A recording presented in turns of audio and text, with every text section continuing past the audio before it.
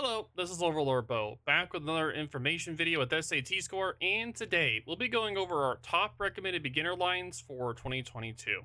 So, to start off, we'll be going over the destroyers, then the kiting cruisers, then the radar cruisers, the battleship lines, and then the carrier lines. So, to start off, we do have three standard destroyer lines we do recommend. The first would be the German destroyers. This is for its hydro gimmick, which is very useful for avoiding torpedoes and also controlling caps. The large HP pool makes them more forgiving of poor engagements, and it also has well balance between gun and torpedoes. The second destroyer line we recommend is the US Destroyers, which has few gimmicks, exposes players to different playstyles, and has a straightforward gameplay. Now, the final destroyer line we do recommend is the Royal Navy Destroyers. They're a strong hybrid DD line, forgiving with short smokes, hydro, and improved acceleration. Very gimmicky, can lead to bad habits when playing other destroyers. Now, why are these the three destroyer lines we picked SAT score?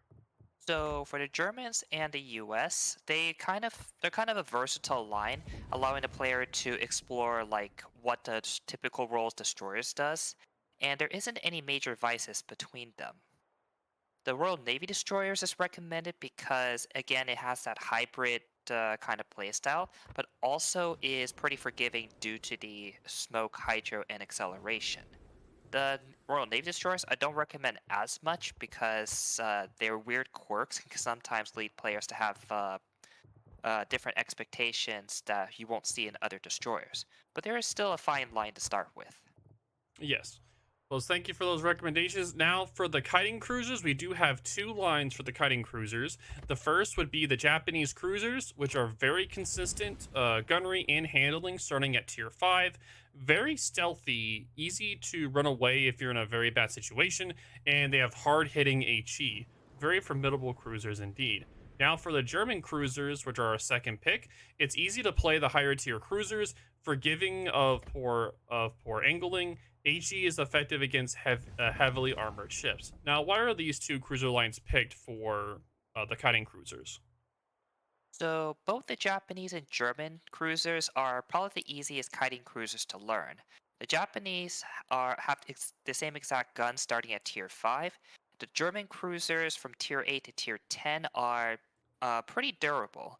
So as the player adjusts the high tier gameplay, they're let the player get away with more mistakes and kind of focus on kiting and dealing damage to other ships. All right, and thank you for that. Now, for our radar cruiser recommendations, we only have one, and that would be the Nevsky Royal, the Nevsky, which is the Russian cruiser line.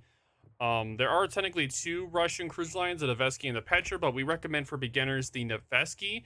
The Nevsky has a long-range 12-kilometer radar, fast shells to punish DDs, and above average DPM, still good at fighting other ships. Now, why is the Nevsky picked for the radar cruisers for beginners? So the Nevsky line gets long-range 12-kilometer radar, and because of her fast shell arcs, they're able to punish destroyers much easier.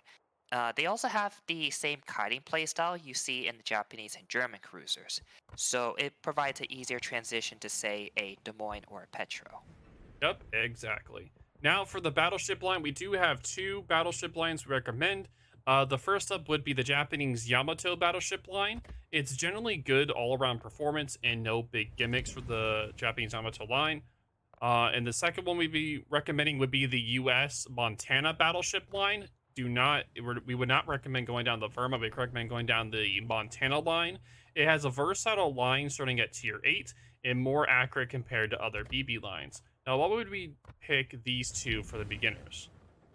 So both of these lines are pretty versatile. There's no major weaknesses that other players can exploit. So they give the player like a wide variety of options when it comes to playing them.